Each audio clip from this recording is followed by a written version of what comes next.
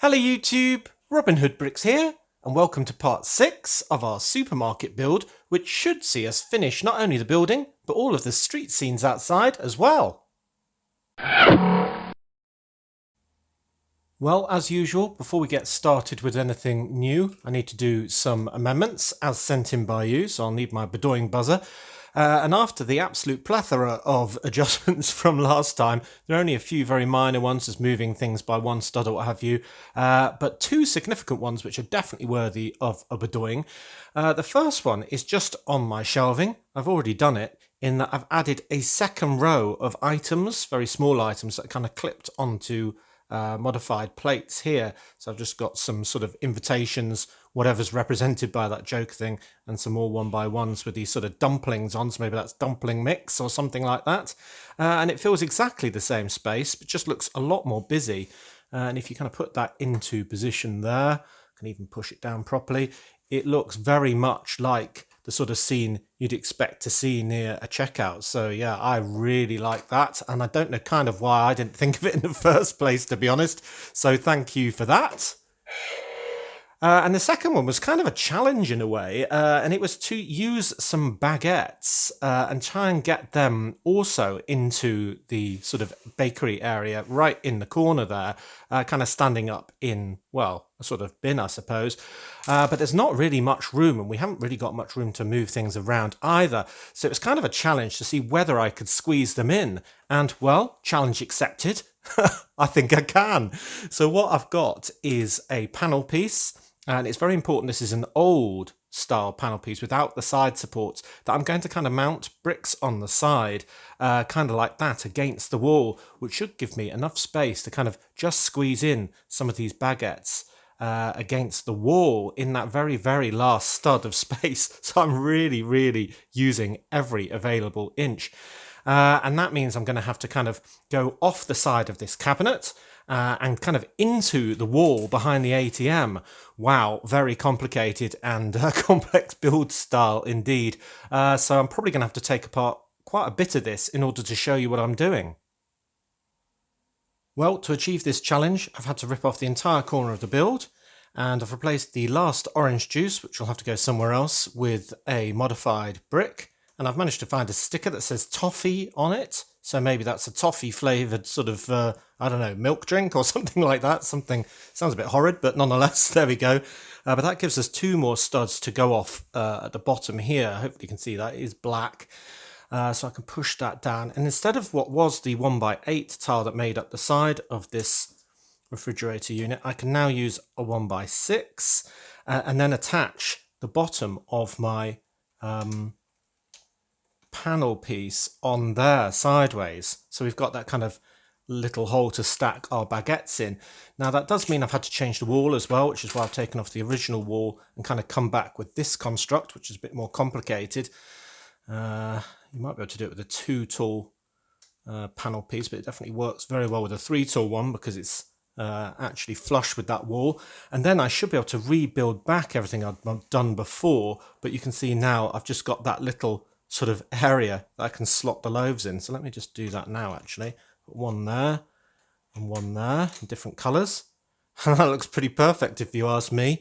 And I can put back my kind of stickered brick that's got all the details on with the bakery products.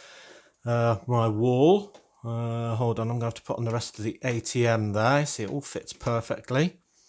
I may have to share instructions with you in due course, so if you want to make this you can. Oh, though I'll tell you what, it uses a lot of pieces. And then I can put the wall back and we should be back to where we were at the beginning.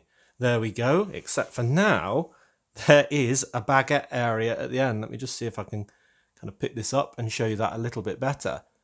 So yeah, very hard to show you without sort of knocking over minifigures and so on, but there you go. I think that is challenge accepted and challenge achieved, but a brilliant idea, so definitely worth its own bedoying. Well, both of those amendments have definitely made the build a lot better, a lot more interesting, so thanks again for those. It's one of my favourite things, getting amendment suggestions from all of you, because wow, they just make all of my builds all that much better. So on to the finishing of this side, including the pavement sort of street scenes. I'm just going to add another section of our wonderful branding colouring going the other side of the door there. And then, well, I just want to pack and stack the streets as well. And the first thing that I wanted to do was to incorporate the car from the Series 18 race car guy into kind of a kiddie ride, which they have outside stores. So this is my attempt on a child with this sort of silly hat. So it can just sort of be bucking and toing and froing for a small bit of change while mother is shopping. So I thought, how can I do that without it looking like a man wearing a car suit? And what I came up with was basically trying to build it into a kind of box. So I've got some different coloured panels here in black around the back and grey on the front to sort of blend in with the surrounding pavement. And then I've changed the legs to black with a red sort of hip, so they go in with the car. So when it's placed on those two jumper plates in the middle, it kind of looks like maybe it's just mounted on there as a ride, and the kids' legs are kind of in the car, obviously, so we can't see them. So it's about as good as I can get. You might have to give me a suggestion if you think you can do better, but yeah, I think that does actually work. This gives it a bit of an interruption, so it doesn't look so much like, it's just a kid standing there wearing a costume. And to kind of finish that off, I've just got a very small 1x1 bracket with a slope on, and the beginnings of one of those antenna pieces. It's kind of got the slot there, and that would be a slot for the change in the first place. I'm just going to have that at the nose there, so that's where you kind of put in the coins to get it started. So there we go. So that should make it look even more like a little ride. So that's really good for that sort of wider section of windows. In front of this smaller section of windows, I wanted to do a gumball machine, and these have been done many, many times. So I've just pretty much used a tried and tested method with this wonderfully big key piece that's been on a few things recently. And then I've got the dome pieces, which have been used for sort of street lights and all sorts as well, which are surprisingly hard to get hold of actually.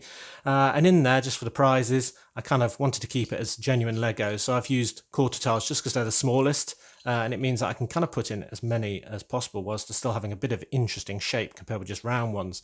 So I thought that that could go basically about here somewhere, maybe at a slight angle or something like that. And sometimes when you're in a situation like this, you see a little dog tied up outside, perhaps to the gumball machine. So I thought this little chap looked rather fantastic from my dog collection. And I thought I'd put him on two studs waiting patiently for his owner. So maybe he belongs to the biker who's buying the watermelon and the milk, who knows. So there we go. I thought that was really nice. Now, one of the other suggestions that I've had pretty much on every single part of this supermarket build is to do some sort of spillage. Like somebody knocking something over in one of the aisles, or just having something running out of one of the fridges all over the floor. So there's a cleanup required in aisle 5. But I decided to do one outside because I just wanted it to be a lot more visible. So what I've decided to do is just add a cheese wedge slope there, a 1x1 there. Ooh, just keep that in shot for you. Might just wind this down so we've got a slightly better view.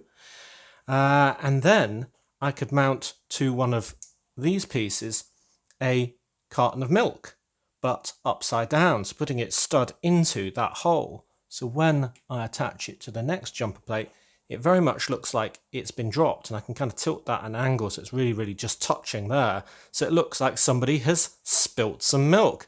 And if you're not aware of the British phrase, or maybe it's all of the Anglo-Saxon world, I don't know, but it's there's no sense crying over spilt milk, and it just means don't dwell on what's happened in the past. So I thought I would do the physical representation of somebody crying over spilt milk in the street. So that is my go at the spillage scene, and I think it's very vivid because we can all see that's a nice Lego milk container with a lid that's sort of broken off and spilt its contents because of its clumsy purchaser.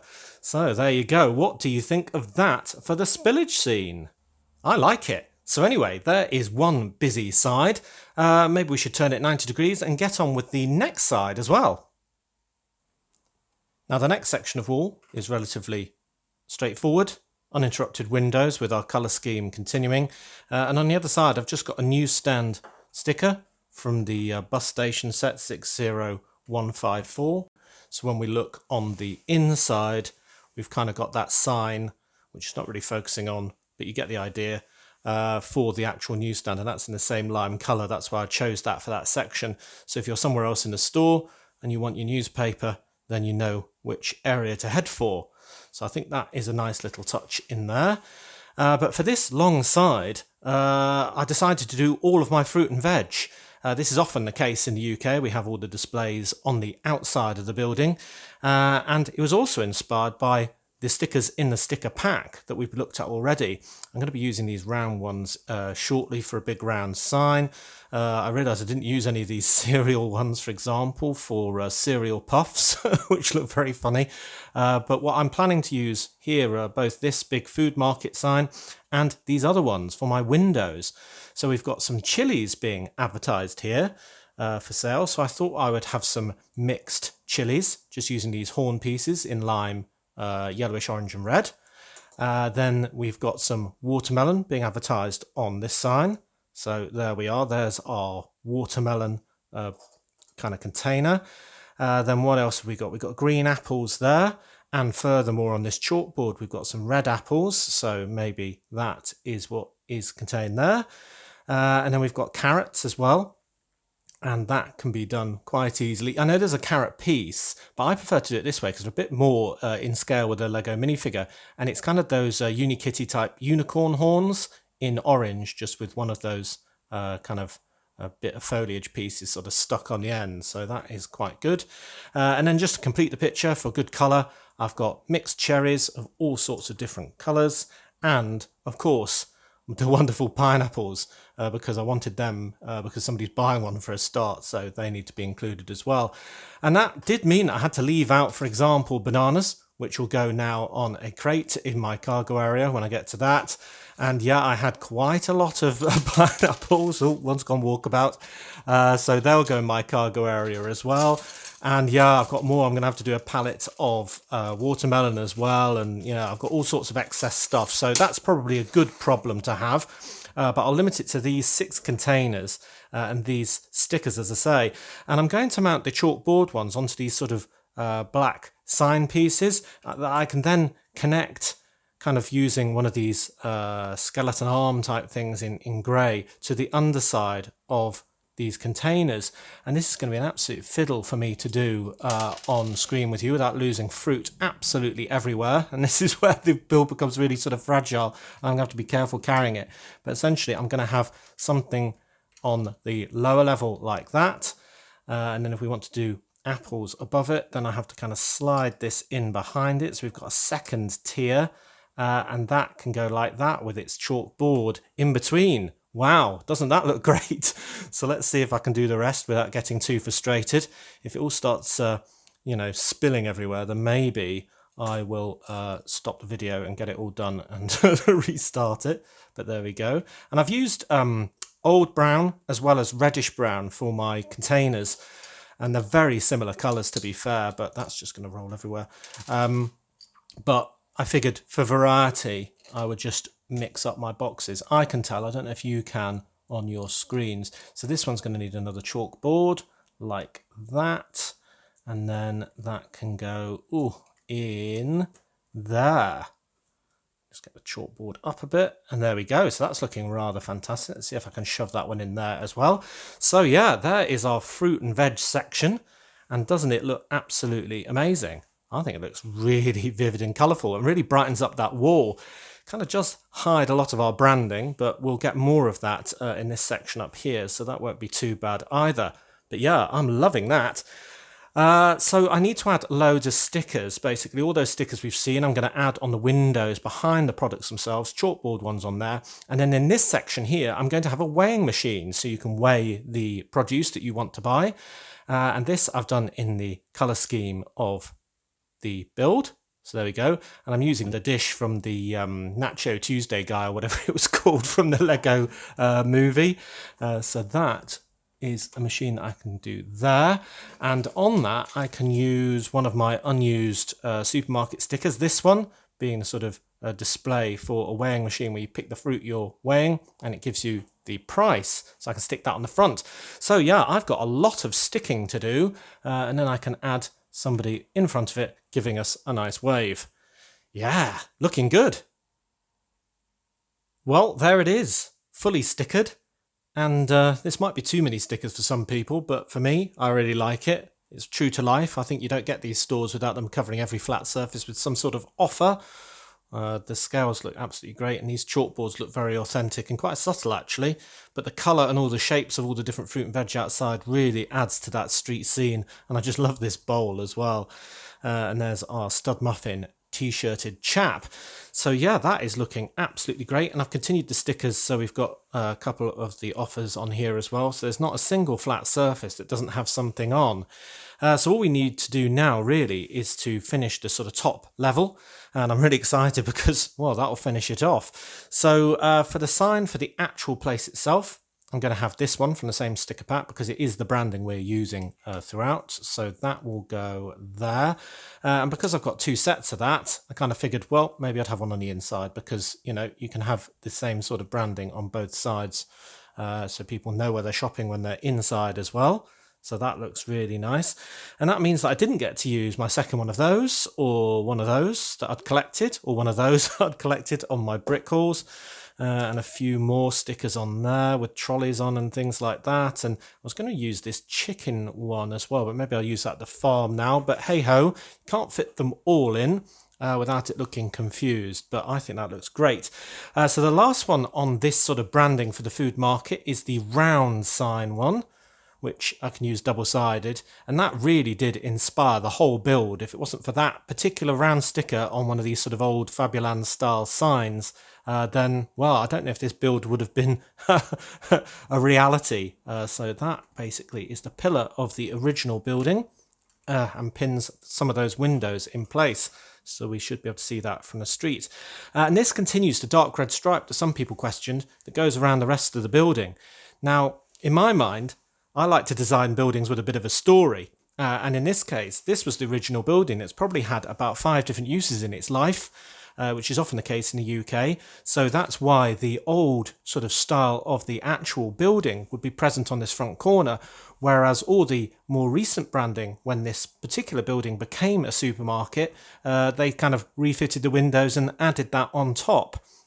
So it just shows that the life of the building is a bit more complex than just being, you know, built for this single purpose now. Well, the street scenes are done, the windows are stickered, but we do need to finish the canopy over the top. And for that, I'm going to continue what we did on the back here with these rather fantastic quarter dome pieces that are kind of in a Friends set style, which generally I don't like, but I'm going to continue the sort of curved canopy theme along the front, which will bring in more of our lovely colour scheme. And I think having divided my audience with people who like stickers and people who don't, I'm going to further divide it by adding a great big colourful awning on, which some people won't like, I don't think, but nonetheless, it's not the sort of thing I would usually like actually, but here, you know what? I really think it works. So I'm just going to put that whole section on there. And, well, I think you can see already it's looking pretty good. I'm going to put this section on here. Ooh, if it'll fit. There we go. And then I can link the whole thing together with this corner section. It should pin it all in place. If it'll slide in, there we are. And, hey presto, how about that? Ooh, looking good. Oh, I especially love that view. Isn't that absolutely beautiful? I really, really like that. Just so many colours. It's an absolute blast for the eyes, isn't it? And I did that deliberately, really, because if you think about the building that's going on top of this, it's dark orange and relatively uniform all the way up. It's not boring per se, but it's not, you know, amazingly complicated. So having something vivid on the ground floor is not really a problem by contrast. Wow, so I think that looks great. I just need to add this back onto the other side of there, which made adding that a bit easier. And we are done with our wonderful mini supermarket modular build. Well, I am amazingly happy with how this has turned out. It is just so bright and colourful with just so much detail inside and out going on, all the different colours and shapes, and all of your wonderful suggestions making it even better. What a fantastic build, maybe one of the best in my city. So yeah, that is excellent. The only thing I've really got to do is put the rest of the building back on. But before I do that, I'll just point out one more amendment that I made, and that was somebody suggesting that the small balcony that was on this floor and this floor, I should sort of swap round so it's on this floor and this floor, just so we don't have two balconies on the same level, which I think was quite a good change. So bedoing for that. And then I've just added a lot more sort of sun lounges and stuff on the roof so we can have a bit more of a party scene up there. People enjoying the weather.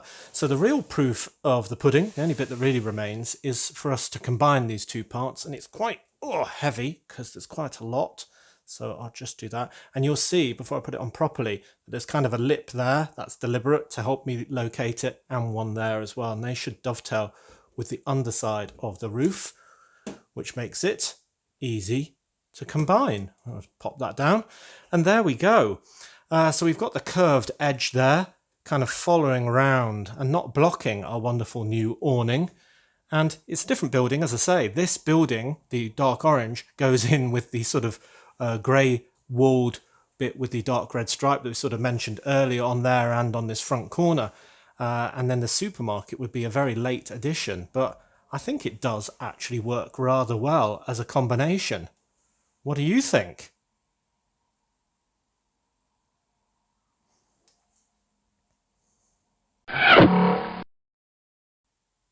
For me, this has been a wonderful success. It's been a long time coming, since the design phase initially, getting all the parts, and then starting this series and putting in all of your amendments. But I think the end product speaks for itself. I think it's absolutely amazing. The only shame is that with the lid on, you can't see all that detail on the inside, but it's always the same with modular builds. Now I only have one problem now remaining, actually, after putting all this together, emptying all the bags and boxes of parts that I accumulated, and that's where to put this in Brick Nottingham.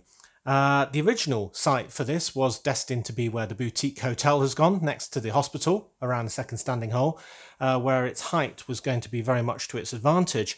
But now the boutique hotel's there, so maybe I need to bump that one along one and have this one, which is much more vivid on its corner than the official Lego set, if I do say so myself.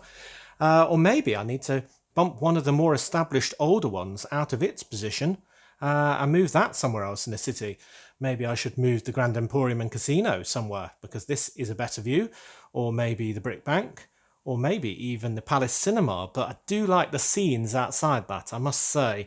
So yeah, ideas for that would be appreciated, because I really don't know. I might have to try it in all of them, but we haven't got time to do that today, sadly. But wow, what an end result. I'm incredibly happy with it, and I hope you like it too. It won't be too long, I hope, before I'm doing the next long series for modular. Anyway, as always, thank you very much for watching. It is appreciated. Do remember to like, comment and subscribe for more awesome LEGO videos. And if you value this channel, there are many ways in which you can support it. Do check out the links in the description below. And next time on Robin Hood Bricks, I think I'll be opening some packages that you've sent in to the usual address as part of a subscriber brick haul. And then on Friday, well, I don't know what I'm doing yet, but it'll be some MOC build, maybe a train carriage build. I'm quite into that at the moment again after last week. Or maybe we'll do the fairground if I've got time. So until all of that, see you